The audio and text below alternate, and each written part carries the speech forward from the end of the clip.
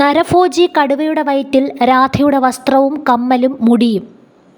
വയനാട് പഞ്ചാരക്കൊല്ലിയിലെ നരഭോജി കടുവയുടെ പോസ്റ്റ്മോർട്ടം നടപടികൾ പൂർത്തിയായി. ഇന്ന് രാവിലെയാണ് വീടിന് സമീപത്ത് കടുവയെ ചത്ത നിലയിൽ കണ്ടെത്തിയത്. രാധയെ കൊന്ന അതേ കടുവ തന്നെയാണിതെന്ന് വനം വകുപ്പ് സ്ഥിരീകരിച്ചു. കൊല്ലപ്പെട്ട രാധയുടെ വസ്ത്രം, കമ്മൽ, മുടി എന്നിവ കടുവയുടെ വയറ്റിൽ നിന്നും കണ്ടെത്തി.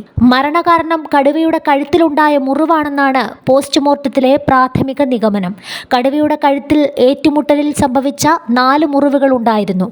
ഉൾവനത്തിൽ വെച്ച് മറ്റൊരു കടുവയുമായി ഏറ്റുമുട്ടിയപ്പോൾ ഉണ്ടായ മുറിവെന്നാണ് നിഗമനം. ഇന്നലെ ഉണ്ടായ ഏറ്റുമുട്ടലിലാണ് കടുവയ്ക്ക് പരിക്കേറ്റത്.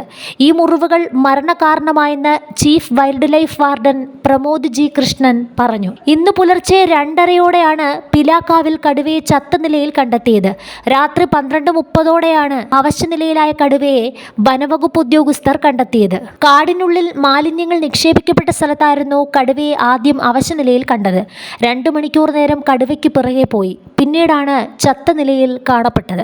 മാനന്തവാടി പഞ്ചാരക്കൊല്ലിയിൽ കഴിഞ്ഞ 24-നാണ് കടുവയുടെ ആക്രമണത്തിൽ ആദിവാസി സ്ത്രീ കൊല്ലപ്പെട്ടത്. കാപ്പി പറിക്കാൻ പോയ സമയത്താണ് വനംവകുപ്പ് താൽക്കാലിക വനം വാച്ചറായ അപ്പച്ചൻ്റെ ഭാര്യ രാധയെ കടുവ ആക്രമിച്ചത്.